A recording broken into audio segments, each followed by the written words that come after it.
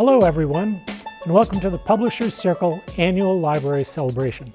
I'm Dick Hamilton, President of the Board for the Friends and Foundation of the Rochester Public Library.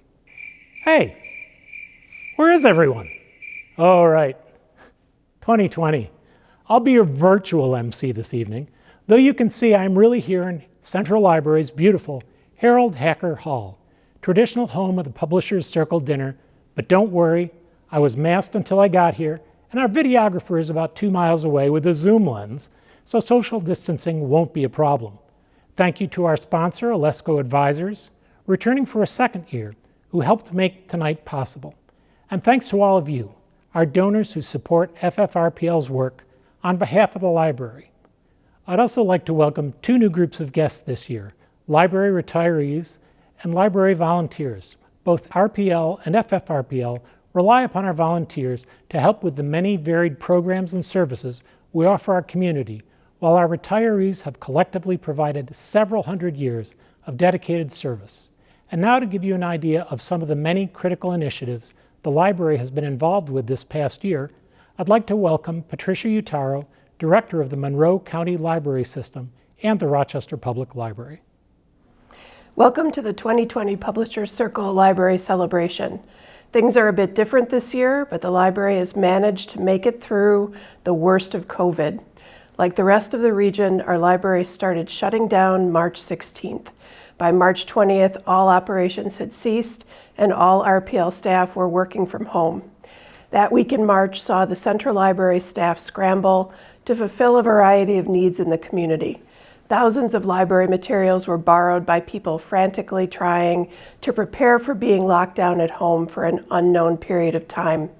At the same time, we worked hard to ensure that all our staff, including FFRPL staff, had the technology they needed to keep connected at home. Central staff developed learning plans to use for their personal education to get them through the first weeks when we still thought everything would be over in a month. Staff immediately pivoted services to the virtual environment, presenting dozens of virtual programs to thousands of people and purchasing ebooks, audiobooks, and other virtual content to satisfy the demand of our users. Use of the ebook platform, Overdrive, increased by 75% from April through September. As time went on, steps were taken to address staffing, and in May, about 2/3 of the RPL staff were furloughed by the city. During this time, all branch libraries were closed, but Central remained open for essential staff who continued to address facility, financial, personnel, and other operational issues. Central Library resumed curbside pickup of materials on May 18th, which was met with great enthusiasm by our patrons. Most staff returned to work August 3rd.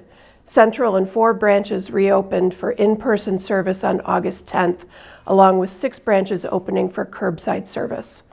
The RPL continues to provide a blend of services, both in-person and virtual, on a limited basis. We are cognizant of the continued risk of COVID exposure and sensitive to staff safety, so policies, procedures, programs, and services are constantly changing. Over the next few minutes, I'll share some of the specifics of the RPL COVID experience, beginning with the cornerstone of our early response, the MiFi loan project. On Sunday, March 15th, I and many other community leaders were included in a meeting at the Control Center at the Public Safety Complex on Scottsville Road. Led by the county executive and mayor, the discussion focused on shutting down the county. Initially, city libraries were slated to remain open in order to assist people in filing for child care and other assistance. On Monday, March 16th, all RPL branches opened and Central opened with first floor service only. Before noon, the decision was made to close all libraries to the public by 5 p.m. Central staff continued to report throughout the week and provided curbside service for people who needed materials. That morning, I instructed Media Supervisor Joe Bourne to purchase up to 500 portable MiFi units to offer for loan. These units provided unlimited internet service and proved to be very popular and necessary for many people. We loaned 440 units to patrons, as well as to library and city staff who needed access in order to work at home. We suspended the normal loan period of 3 weeks in favor of an extended loan to June 29th. Without this service, 440 people would not have been able to do their schoolwork, professional work, or communicate with others while quarantined at home. FFRPL provided funding to pay for the first 2 months of this service. Once it became clear that staff and our community members would be working from home for quite some time, staff immediately began adding new content to our online products. Use of Overdrive, our primary source for ebooks and e-audiobooks, increased by 75% across the county and 71% just among city residents between April and September. More than 345,000 ebooks and 160,000 e-audiobooks were borrowed between April and September. Additionally, city residents had access to streaming video, audio, and ebook content via Hoopla. Staff also began to explore and purchase new databases to help our users get through quarantine. Those include Udemy, which provides instruction on everything from using Microsoft Word to fixing your car, Pronunciator, which several staff use to learn a new language, Medici TV, which provides free streaming of classical music, opera, and theater productions, and Creative Bug, which provides online tutorials for a variety of arts and crafts projects. Staff also rose to the challenge and figured out how to create and deliver programs online. These have been extremely popular, with many comments from participants encouraging us to continue to offer programs in this format even after we fully reopen. The Local History Division was the first to offer an online program, an episode of Rochester's rich history focused on Mount Hope Cemetery. Offered via Zoom, this program maxed out at 100 participants as soon as it was opened. Other divisions and branches began offering virtual story times, craft programs, and even an original production of a play acted out by central staff. More than 600 virtual programs have been offered with an attendance of almost 17,000 viewers. As the weeks turned into months, we began to receive more and more requests for access to physical materials. In response, Central opened for curbside pickup service on May 18th. Run with a small number of circulation staff, the service was a hit from the very first day. People wanted to pick up holds, but they also wanted staff to just select books for them on particular topics. This request became so common that book bundles on specific topics are a common thing at most libraries now. As time went on, patrons really wanted to return their library materials. The Monroe County Library System had suspended fines through the end of June to remove one worry from our patrons' lives. However, Central and branches opened book drops for returns in early July. Early in April, the MCLS had instituted a 72-hour quarantine process throughout the system where all return materials would be held to ensure they were virus-free when put through delivery or back on the shelves. While there seems to be little evidence that the virus is spread through surface contact, we continue to be cautious and quarantine all return materials. You can see an example of a quarantine space in this slide of the Pittsford Library. Essential work continued through the shutdown, including the construction on the Rundle North Terrace. Bree Harrison has documented the progress of this construction, and some of her photos are shown here. We started with a big hole in the ground, which is now slowly filling in as the work progresses, on budget and on time. You can see the dramatic difference that the removal of the river wall has made in providing a new view of this beautiful waterway. This spot will be the location of an extended deck that will allow people to see the river close up and will provide programming space for the library. We expect a completion of the work, including installation of the public art piece, in fall of 2021. We also continued on the Technology Center in the Bausch and Lomb building. That was completed in early July. Staff returned to work on August 3rd and opened the Technology Center on August 28th. We are currently limiting the number of computers available and the length of time that people can visit. Computers are also available at 4 branches: Arnett, Winton, Lincoln, and Maplewood. Branches in Central reopened for limited services on August 10th. Arnett, Winton, Lincoln, and Maplewood open for in-person service, and the remaining 6 branches open for curbside service. Here is staff at Arnett ready to welcome their community members back into the library. Several of our branches used Books by Bike to connect with their patrons over the summer. Arnett had their bike at the Westside Farmers Market every week, and staff from Monroe also took the bike out for rides through the Monroe neighborhood. We evaluate hours and services monthly based on the COVID rates in the county, staff availability, and guidance from the county health department. With 6 branches not open for in-person service yet, we are happy to participate in other creative uses of our space. The Rochester Area Community Foundation, Rock Learning Pods, and Connected Communities are working with us to provide learning pods for RCSD students 5 days a week. These pods are supervised by teachers and teaching assistants for 12 scholars and are open to scholars who need some structure to their online learning. Currently, the pods are offered at Lincoln and Wheatley, with Charlotte and Lisle being added in the near future. As we continue to navigate the weirdness of 2020, the library and its staff are working on being as flexible and sensitive as possible to the needs of our community and our staff. We remain committed to providing the best service possible to our community members. Thank you, Patty, for that great presentation and for your continued leadership of the library system. I am Donna Benjamin, Vice President of the Friends and Foundation of the Rochester Public Library, and tonight it is my pleasure to introduce the recipient of the 2020 Herald Hacker Library Lifetime Achievement Award, New York State Senator Joe Robach. Since 2002, we have given this award in memory of Herald Hacker, a leader and visionary in the library field for more than half a century. He was the Monroe County Library System and Rochester Public Library Director from 1954 to 1978, Executive Director of the Rochester Regional Library Council, and Founding Director of the Pioneer Library System. The Herald Hacker Award is given to a library supporter who embodies Herald's commitment to libraries, and Senator Robach exemplifies these wonderful qualities. Joe has been a dedicated public servant and library advocate, first in the New York State Assembly from 1991 to 2002, and then as a New York State Senator from 2003 until his retirement this year. He recognized the importance of libraries throughout his district, which included city, suburban, and rural communities.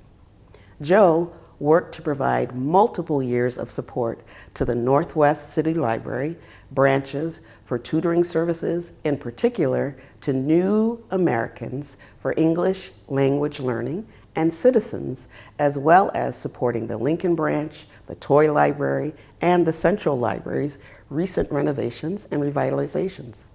He provided special funds throughout the Monroe County Library system in many challenging years, and regularly delivered bullet aid to libraries in his district: Brighton, Brockport, Greece, Gates, Hamlin, and Parma.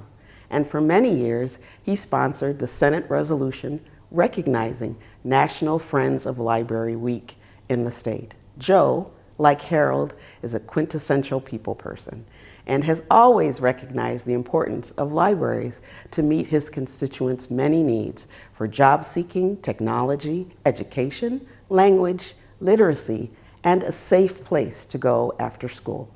Senator Joe Robach, we wish you a happy and well-deserved retirement and are honored to give you the 2020 Herald Hacker Library Lifetime Achievement Award. I'm honored and delighted to receive this very nice award, the Herald Hacker Lifetime Achievement Award.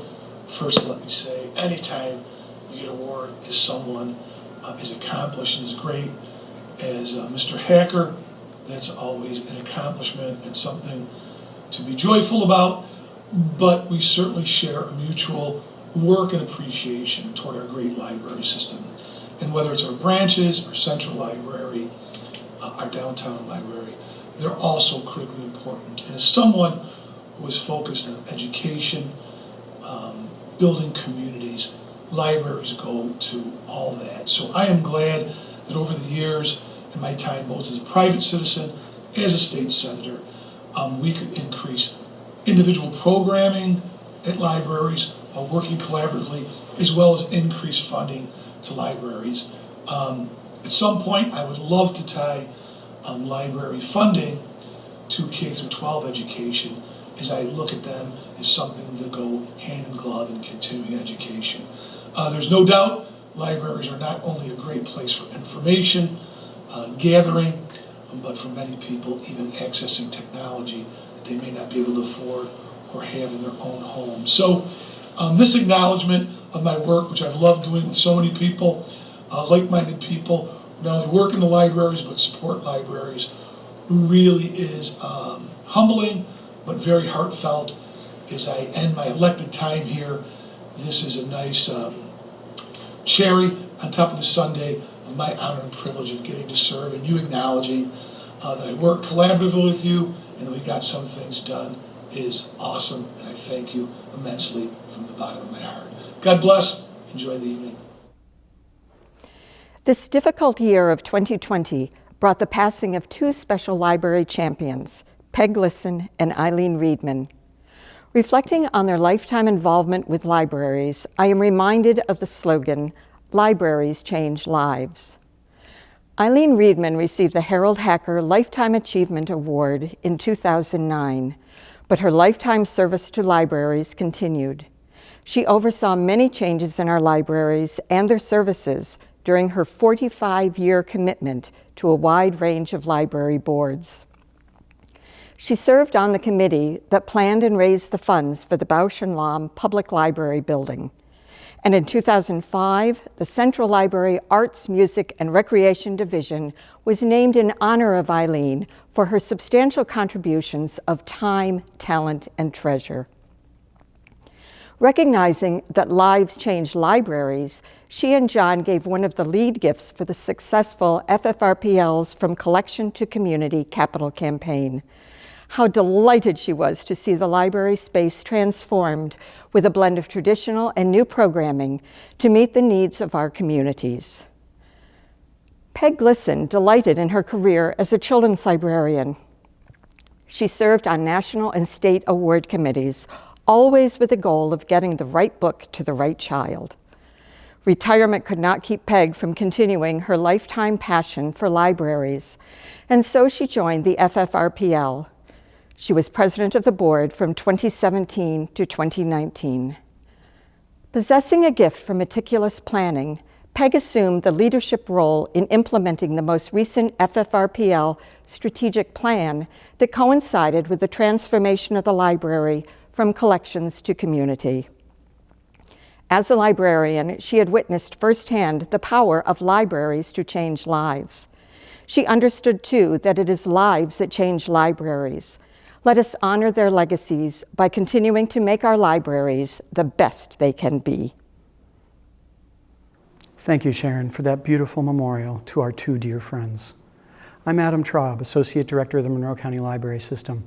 In this challenging year, staff at Central Library, our 10 neighborhood branches, and libraries throughout the county have worked so hard to meet the needs of our patrons.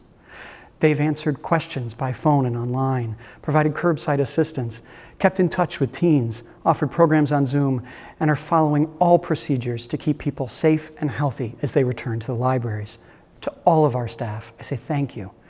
And I thank all of you watching tonight, whether you're a supporter, volunteer, retiree, or staff member, for believing in the importance of our libraries to our community. Now let's hear from some of our patrons who are saying thank you, too. Hello, my name is Hope. And last March, without being able to borrow either a computer or a hotspot from the Rochester Public Library, I would not have been able to work at home.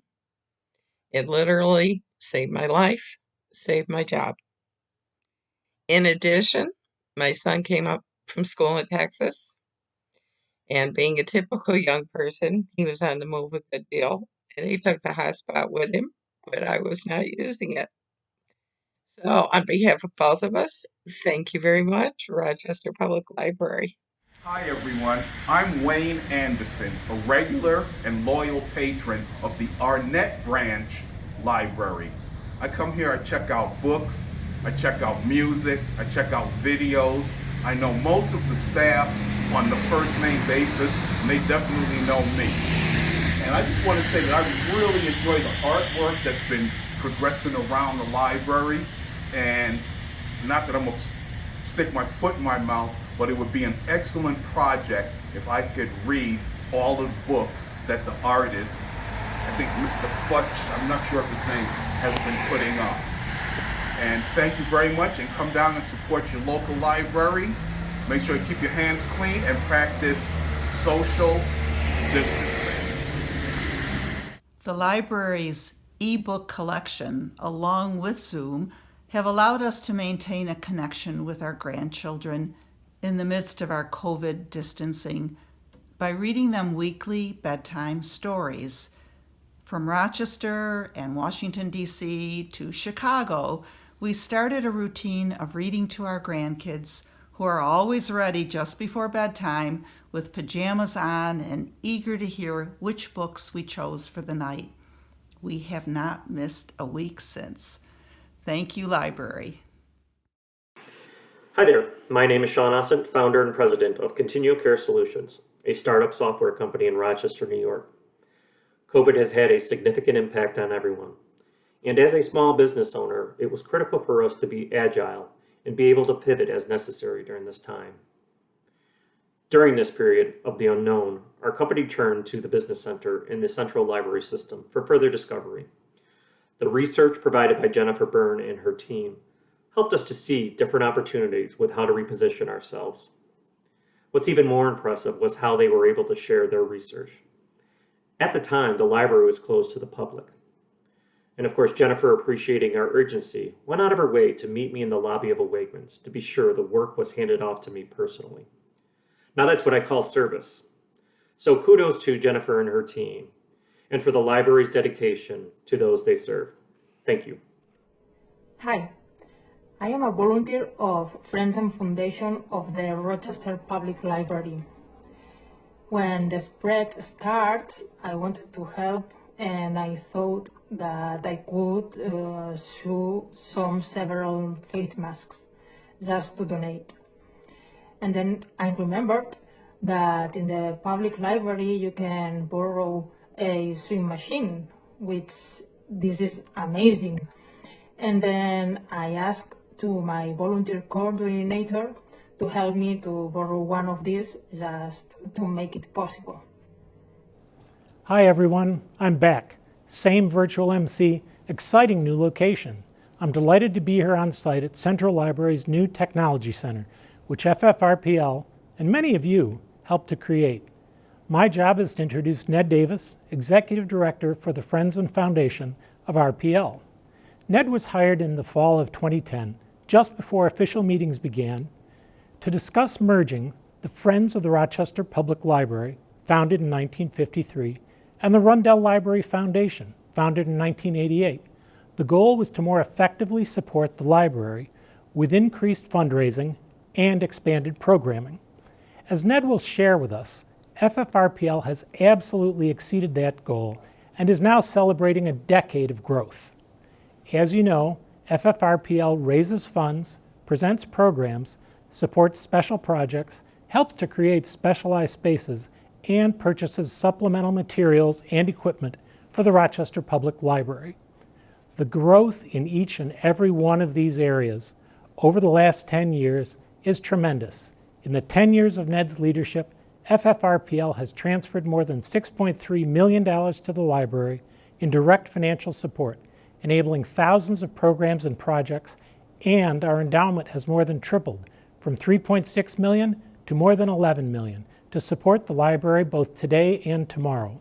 In 2016, Davis was elected to represent FFRPL at the American Library Association's United for Library, supporting library trustees, advocates, friends, and foundation.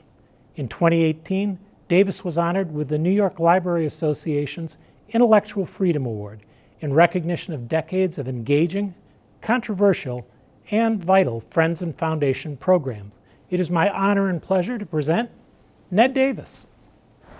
Hello friends, I'm Ned Davis. Welcome to this virtual version of our annual Publishers Circle Library Celebration. I miss seeing you all inside our beautiful building, but this year has been pretty unbelievable. So until we next meet again in person, please enjoy this virtual hug from me. Now, here's something else I find hard to believe. This fall closes my 10th year as Executive Director of the Friends and Foundation of the Rochester Public Library. And I still feel now, as I did back in October 2010, when I helped merge the Friends of RPL, founded in 1953, and the Rundle Library Foundation, founded in 1988, that it is an honor to be part of such a vital organization, knowing that we are having an ongoing positive impact on our beloved library and the community that it serves. Now, this past year, the library asked us for critical support in many unexpected ways, and I'm proud to say we rose to the challenge and met all our fiscal year promises thanks to you. We are deeply grateful to our donors' outpouring of support that allowed us to assist the library in helping patrons carry on with their lives during the closure. It has been my privilege to work with you, our loyal donors and supporters, and thanks to your continued loving generosity and desire to improve our shared community, FFRPL is able to help make a great library into an extraordinary library. Now, every year for the past decade, we've expanded the depth and breadth of our support, raising funds, presenting programs, supporting special projects, helping to create specialized spaces, and purchasing supplemental materials and equipment for the Rochester Public Library. Now, looking back, I can confidently say that it has been a decade of growth for FFRPL, and I am pleased to have this opportunity to share some of the highlights from the last 10 years, as well as a closer look at the fiscal year we just closed and a peek at what's to come. Hint, there will be masks. Welcome to the Publisher Circle Virtual Library Celebration. I'm going to give you a very quick overview of highlights of some of the many ways that FFRPL has been able to help the Rochester Public Library in the last 10 years, thanks to your support. As Mr. Hamilton said, in the last 10 years, we've been able to transfer more than $6.3 million in library support and triple our endowment investment fund to $11 million, thanks to you. So, fiscal year 2010-11, the Rundle Library Foundation hired me, Ned Davis, as executive director, and talks began immediately about merging with the Friends of the Rochester Public Library. That year, we also paid the first grants from the Herald Hacker Fund for the advancement of libraries, supporting innovative projects and librarian professional development. The fund is named for the founder of the Monroe County Library System.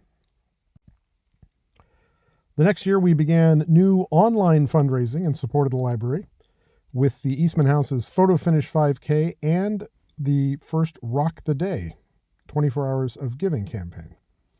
That year, we also sponsored the inaugural Art of the Book exhibit for the library's 100th anniversary. We've continued that support every year since Art of the Book has now grown to an international exhibition and competition. In fiscal year 2012-13, the New York State Attorney General finally approved the merger of the Friends and Foundation after 2 years.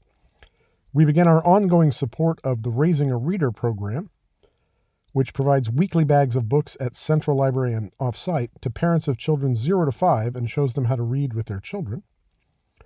We initiated Conversations on Race, facilitated small discussion groups held in libraries throughout Monroe County from 2012 to 2018, and sponsored the national exhibit Pride and Passion, the African American Baseball Experience at Central. The next year, we sponsored Al-Mutanabbi Street Starts Here at the Central Library, an international exhibit in response to the bombing of a historical booksellers market in Iraq, which drew about 20,000 visitors to the library during its run. And we also began our annual collaboration with Writers and Books to bring Rochester Reads authors to Central. In 2014-15, along with the local history and genealogy division, we created an exhibit and program series on the Rochester Race Riots and Rebellion of July 1964, and created our behind-the-scenes river-to-roof tours of the beautiful Rundle Memorial Building, and our ongoing program telling local paranormal tales, Spooky Stories in the Stacks. The next year, we launched the public phase of our $3.4 million capital campaign to renovate and revitalize the Central Library from collections to community. And with generous support from Robert and Georgiana Becker, we helped create the Walter F. Becker Digital History Center in the local history division, where families can research, create, and collaborate on historical projects. In 2016-17, we hosted our Diamond Jubilee celebration for our legacy book review series, Books Sandwiched In, which has been running continuously since 1956, as you can see in this incredible photograph. We also pioneered Central Library as a new presenting venue for the Rochester Fringe Festival. In 2017-18, we worked with the Monroe County Library System to bring star young adult novelist Rick Riordan to Kodak Center, drawing 1,700 teens, parents, and this dinosaur.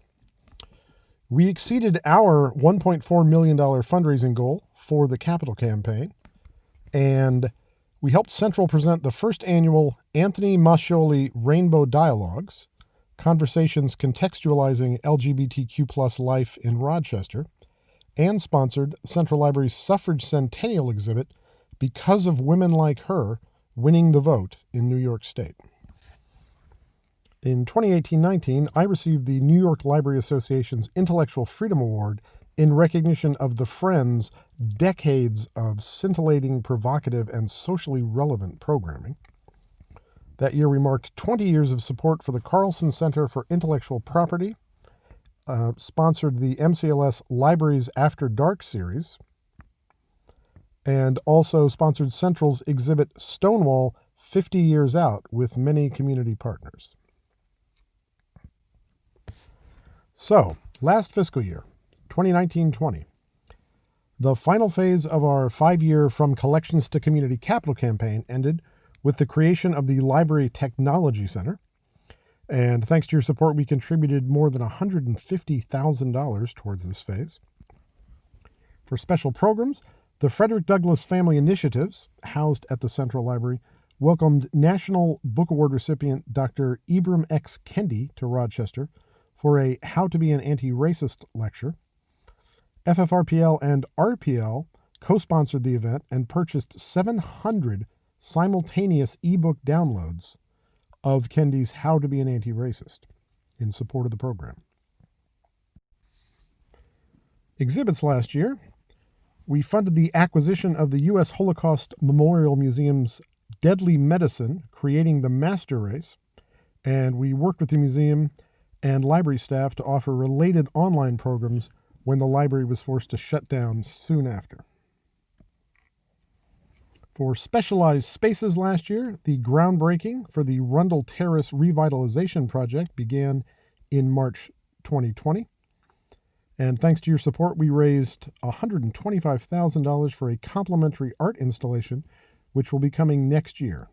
And we continued our support of beautiful library murals. Here is one recently done at the Arnett Branch Library. There's an overhead shot of the magnificent playwalk outside of Sully Library at the Ryan Center. And here is the exterior wall of the garden at the Central Library downtown. Special projects last year, we provided funding for the library's online Black Lives Matter and anti-racist resource guide, Understanding Black Experiences, which is housed on the Rock City Library website. For support during COVID, we helped provide virtual and online services, programs, and resources during the pandemic. When the library shut down in mid-March, we immediately pledged $30,000 for emergency library needs, which included hundreds of mobile Wi-Fi hotspot units, which Director Utaro spoke of earlier, and a year's worth of librarian live chat reference service.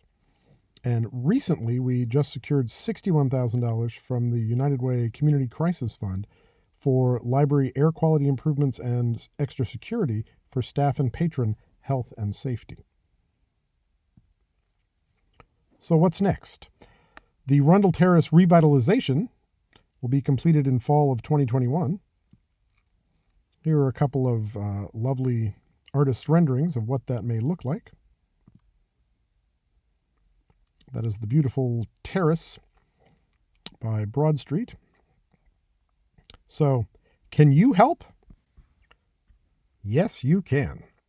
Secure online gifts can be made at FFRPL.org, and contributions to our annual campaign, and those letters will be in your mailboxes very soon, help fund critical projects now and throughout the year for the library.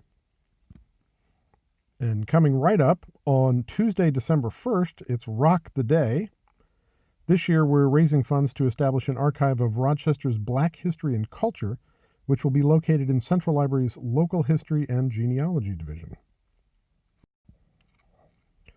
As always, you can learn more at ffrpl.org about the impact of your gifts on the library, and at rockcitylibrary.org for the Rochester Public Library. More than you think.